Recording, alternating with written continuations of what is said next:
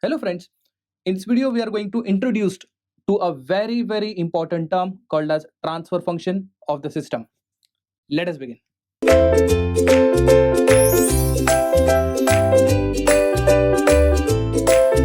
So let's try to get the concept of transfer function. To explain you a transfer function on a very ground level, what I'll do, I'll take some example and that too a completely non-technical example. Imagine we have some black box which has some input and output. For example, I'm not going to name that black box right now, but I'll tell you what happens when for certain inputs you get what type of response. For example, in this black box, if you kept one cloth and output, you saw that it is a clean cloth.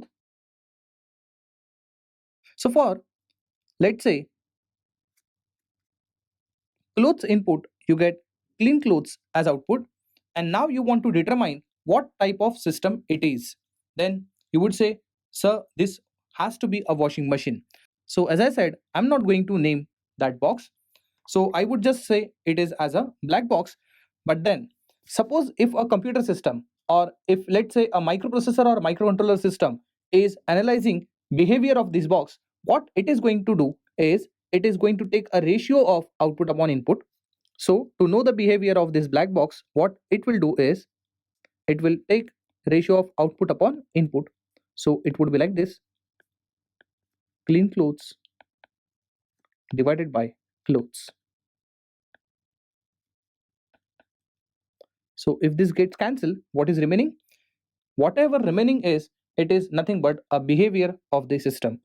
So I would just say the behavior of system is to have cleaning of the clothes. Am I right?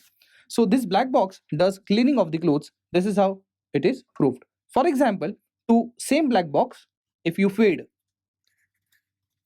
a porcelain plates, this time input is different. That is porcelain plates. And now if you look at the output, you would see that outputs are not clean plates, but they are broken plates. Now, if you take a ratio of output upon input, will you get a clean as a property? Then answer is no, you're not getting it, right? What does that mean? This black box is working well, or it is preserving its property as cleaning only when you are using it for a cloth. Am I right? It means this black box is working well only with cloth domain. If you replace cloth with any other material, then it is not going to preserve its property. So one thing is clear, that it is preserving its property only when it is operating in a cloth domain. So let me just write it over here.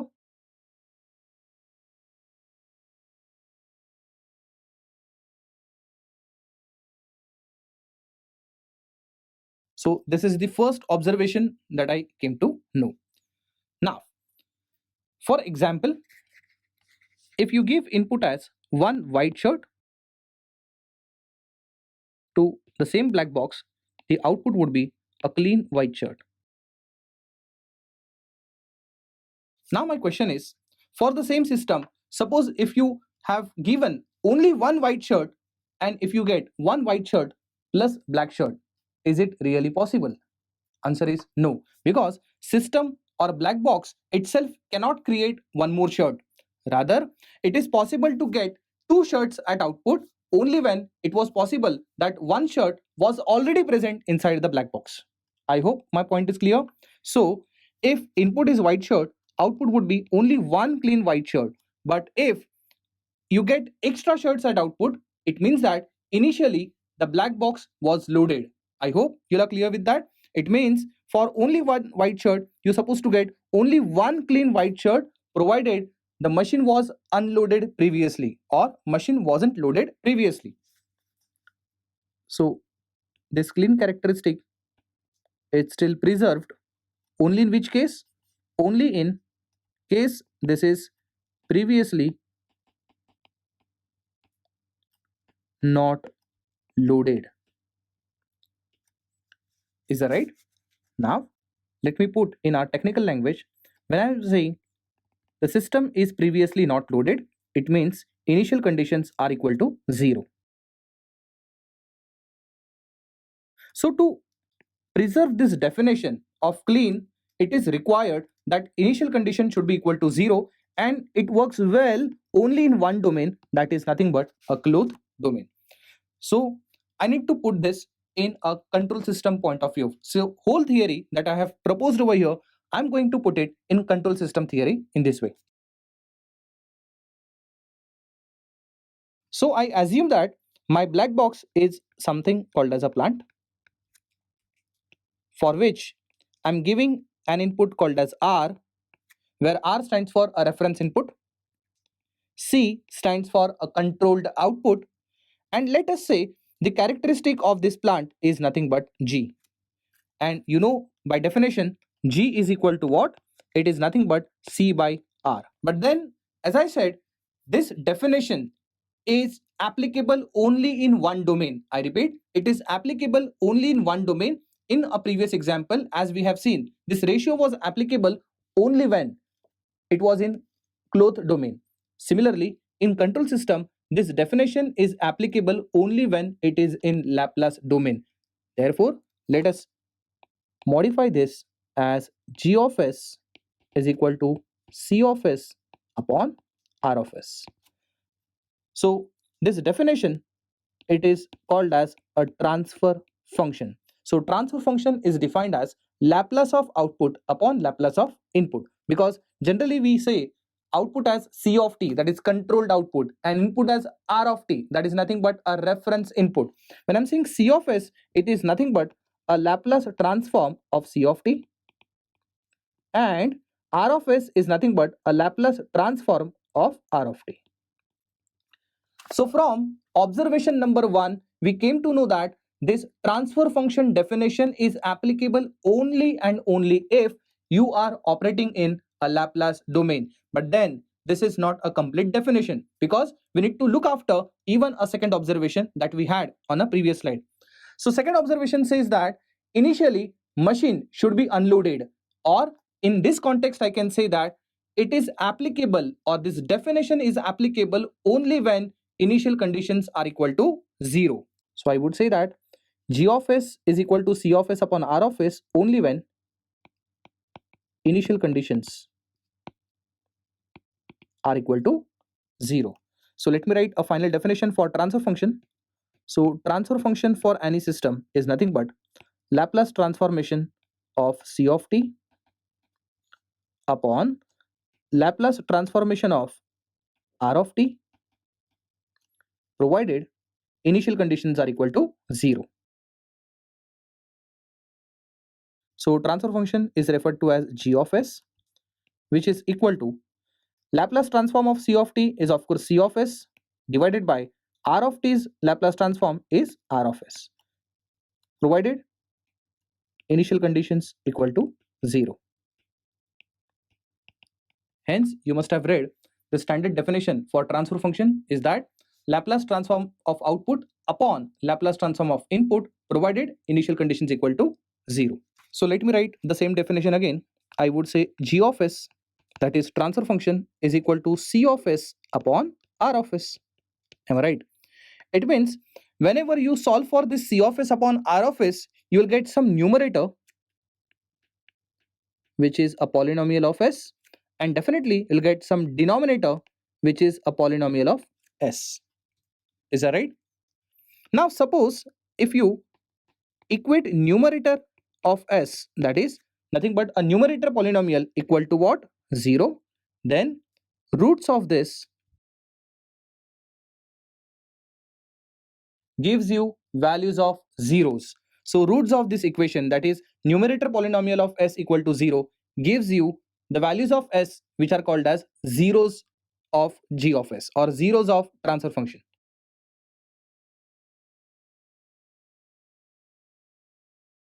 So what is the reason they are called as zeros? It is very simple, because whenever you equate numerator polynomial to 0, you get certain values of S. If those values of S you substitute back to transfer function becomes 0. I repeat, whenever you equate numerator polynomial equal to what? 0. And if you solve that, meaning that if you have taken roots of it, then those values of s, if you put back to g of s, that is nothing but a transfer function, every time transfer function becomes 0. So values of s for which transfer function becomes 0 are called as zeros of transfer function. So these are nothing but zeros. And whenever you equate denominator polynomial equal to 0, then whatever values of s that you get, that is after solving this, whatever roots you get are called as poles of system or poles of a transfer function. So roots of this equation gives poles. So as I said, in first case, the reason why it is called as zeros of system, because for those values of s, if you substitute back in transfer function becomes 0.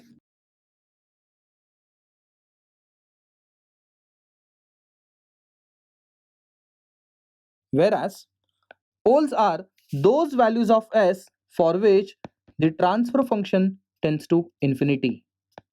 Logically, they must have called infinities of the system or infinities of the transfer function, but then it is not called as infinities, they are called as poles only. So you have to accept the fact that they are not called as infinities of system or infinities of transfer function, they are simply called as poles of the system or a poles of transfer function. Please remember, whenever you equate denominator polynomial s equal to 0, then it forms some equation, and this equation is popularly known as a characteristic equation. I repeat, it is called as a characteristic equation.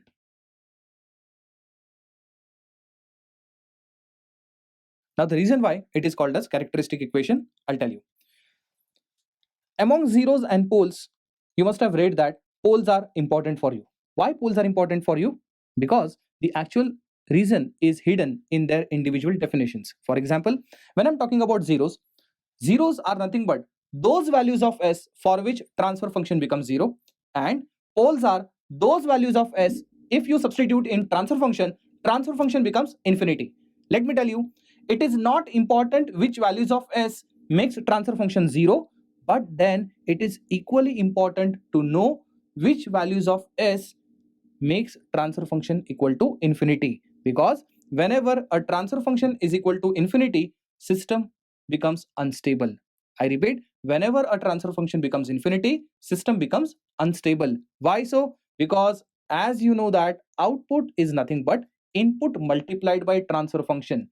I repeat, output is equal to input into transfer function. If transfer function is infinity, definitely output will become infinity. So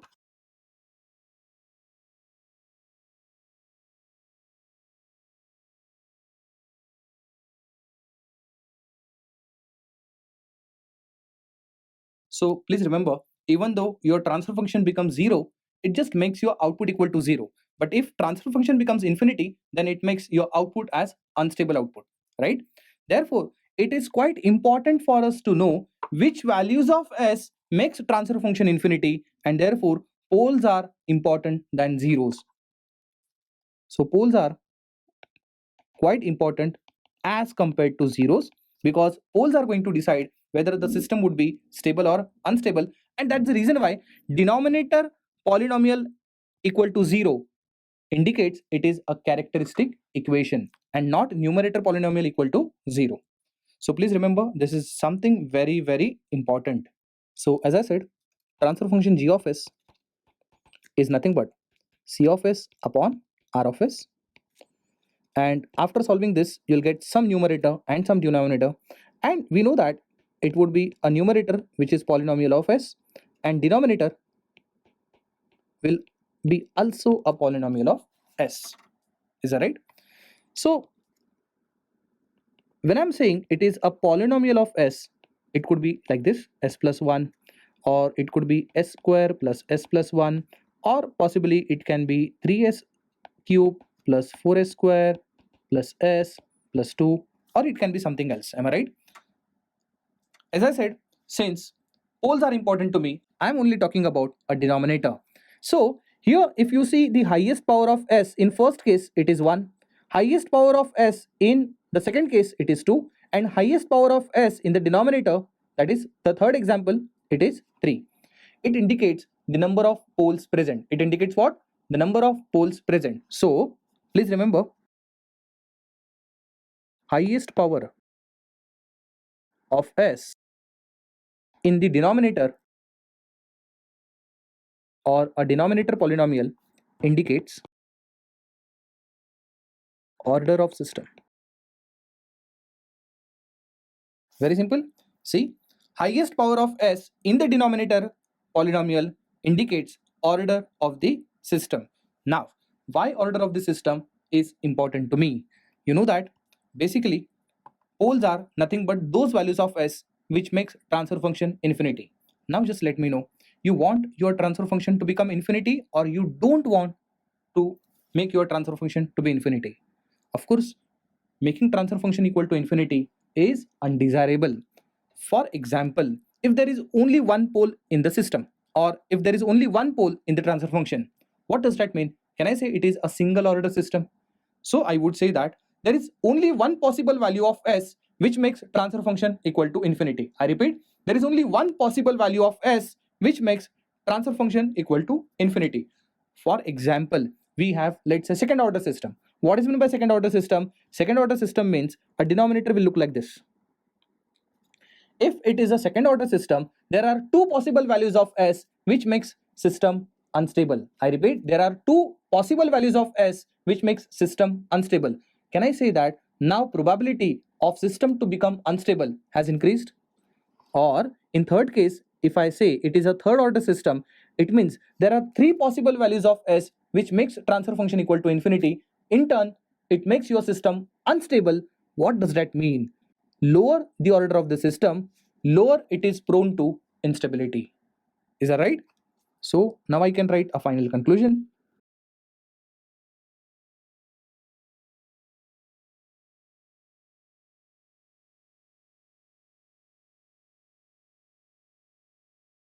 I hope my point is clear, because if order of the system increases, it means number of poles are increasing. If number of poles are increasing, number of possible values of s for which transfer function will become infinity also increases. Means possible number of s, that is nothing but a possible number of poles for which system will become unstable, will also increase. Therefore, system becomes unstable. I mean, there are more reasons for system to become unstable. So there has to be always less reasons for system to become unstable. And it is possible only with a lesser order. So lower is the order, lower is system prone to instability. More is the order, more is system is prone to instability. So I'm sure you have understood these things. And then let us understand properties of transfer function.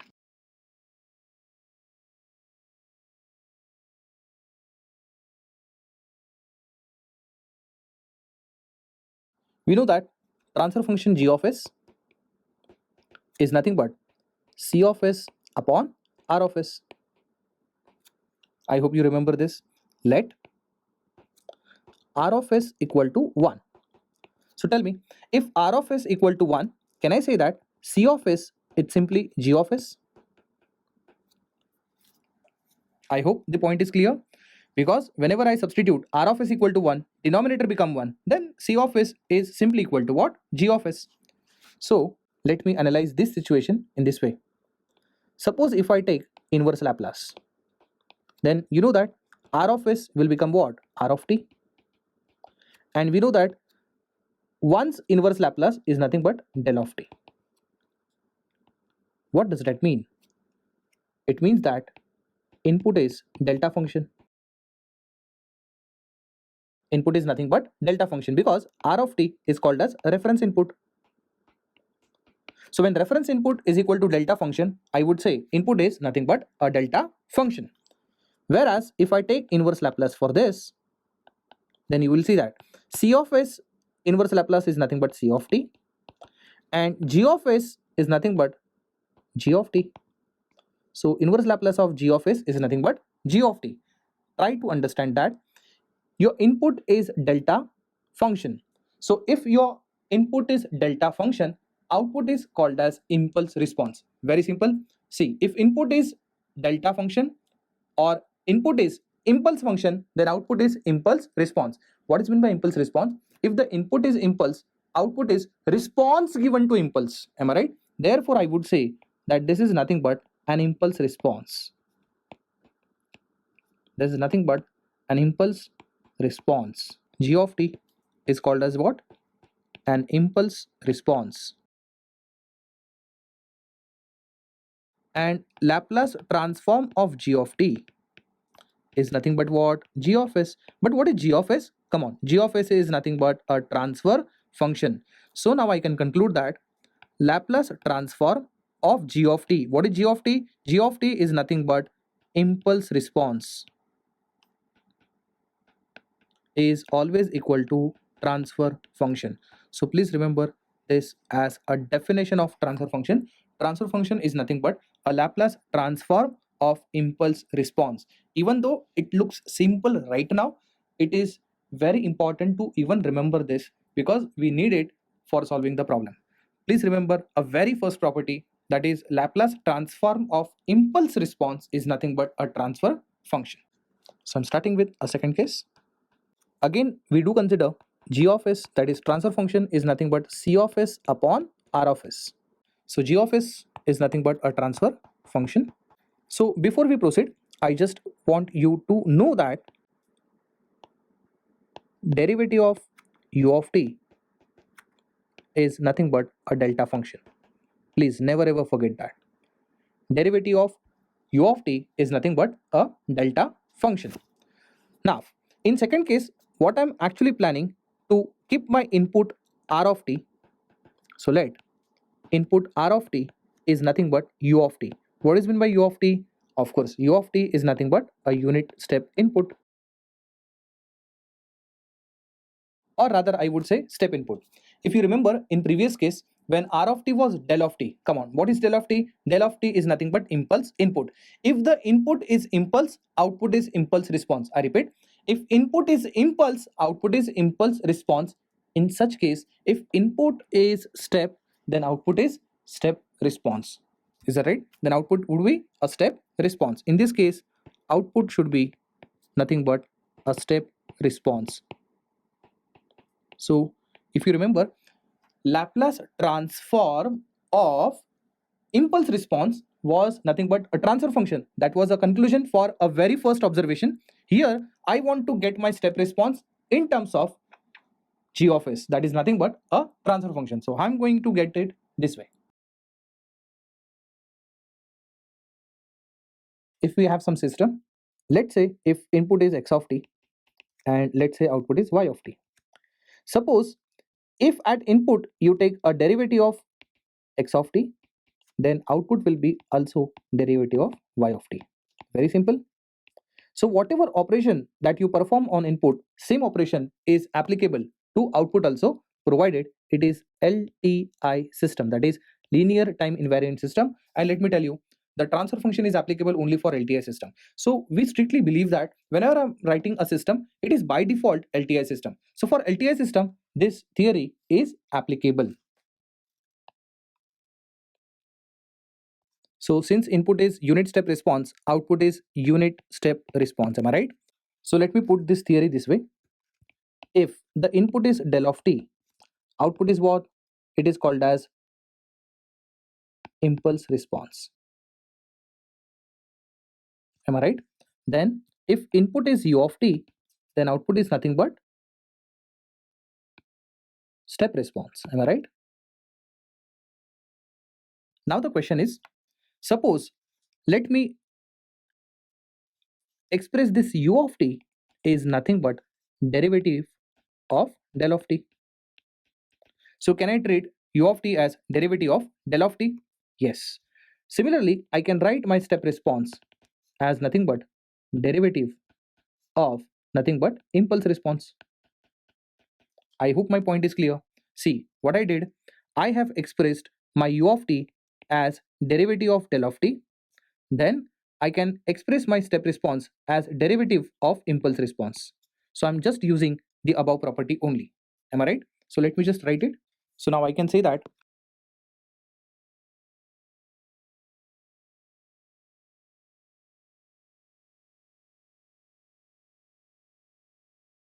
derivative of u of t is nothing but del of t. Am I right? If del of t gives you output as nothing but delta response, am I right? Or we would say impulse response. So I would say if u of t gives you unit step response, then Laplace of d by dt of unit step response is nothing but Laplace transform of nothing but impulse response. Am I right? And we know that whenever you take a Laplace transform of impulse response, it is nothing but g of s. Am I right? Or you can just write it this way. This g of s is nothing but a transfer function. On left hand side, we know that suppose f of t has Laplace as f of s, then d by dt of f of t has Laplace as s times f of s. I hope you know that. So I can just put it this way, that it is s times Laplace of unit step response. Am I right? So this is the second definition that I'll come across, that is transfer function is nothing but s times Laplace of unit step response.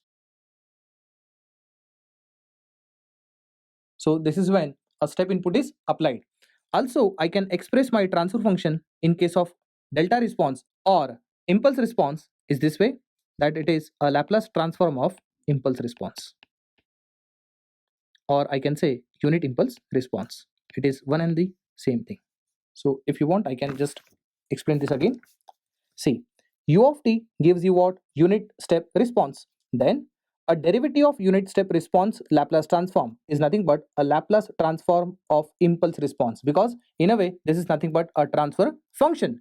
So this is a transfer function. But then whenever there is a derivative term, we take s times Laplace of the remaining thing, which is Laplace of unit step response. So now we come to the conclusion that transfer function can be expressed in terms of unit step response like this, that it is s times Laplace of unit step response, and transfer function in case of unit impulse response is designated like this. Transfer function is simply Laplace of unit impulse response. So derivation is not important, but what is important to remember these two results. So remembering these two results is very, very important. So I'm sure you must have understood the properties of transfer function. In next video, we'll still proceed with the properties of transfer function, and we will conclude with transfer function, and after that we will solve numerical based on transfer function. Thank you.